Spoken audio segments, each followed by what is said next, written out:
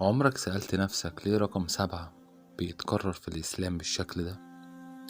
7 سماوات، 7 أشواط، 7 آيات و7 جمرات. هل دي مجرد أرقام ولا في رسالة عميقة بنعدي عليها كل يوم ومش واخدين بالنا منها؟ النهاردة مش بتكلم عن رقم، النهاردة بتكلم عن نمط إلهي متكرر بيفكرك إن الدين ده مش عشوائي، لكن مبني على نظام وكمال ودقة.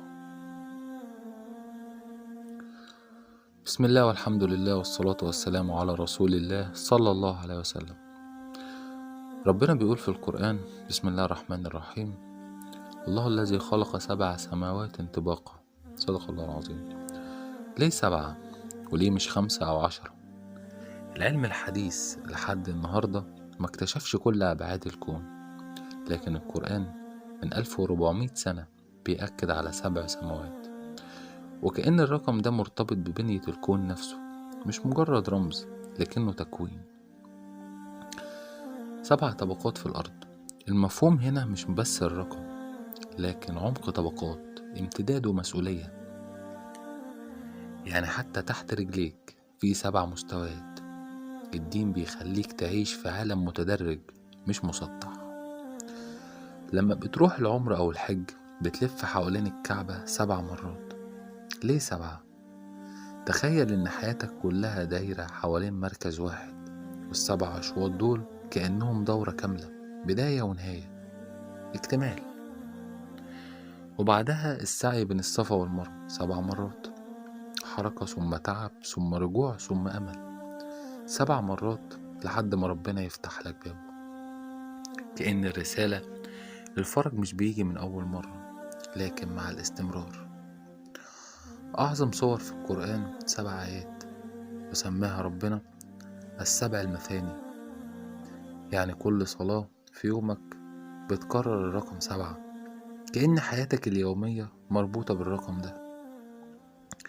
7 جمرات، في كل مرة بترمي فيها كأنك بترمي ذنب، ضعف، شيطانك.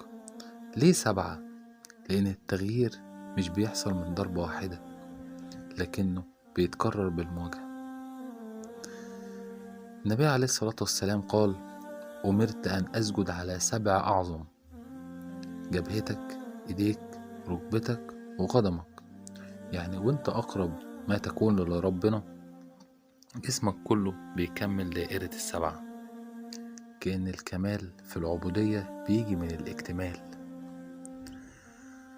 في ثقافات كتير رقم 7 دايما مرتبط بالكمال. 7 أيام في الأسبوع، 7 طبقات في السماء، 7 درجات للنار، و7 أبواب للجنة. الرقم ده في اللغة الرمزية دايما معناه التمام، الاكتمال، النهاية اللي بعديها بداية. يمكن ربنا بيكرر الرقم ده عشان يقولك الدين ده كامل، مش محتاج إضافة بشر، لكن محتاج فهم أعمق. في النهاية يمكن انت شايف ان ده مجرد رقم، لكن يمكن يكون ربنا بيقولك زي ما الكون مبني على نظام، حياتك لازم تبقى مبنية على نظام. زي ما العبادة ليها عدد، الالتزام لازم يبقى ليه عدد. زي ما الطواف 7 أشواط مش شوطين وتمشي. طريقك لربنا مش محاولة واحدة، لكن 7، وربنا يكملك بالتامنة برحمته. مش كل حاجة في الدين صدفة، وفي أرقام بتتكلم بس للي بيسمع. كان معكم أحمد علاء في برنامج رسالة، والسلام عليكم ورحمة الله وبركاته.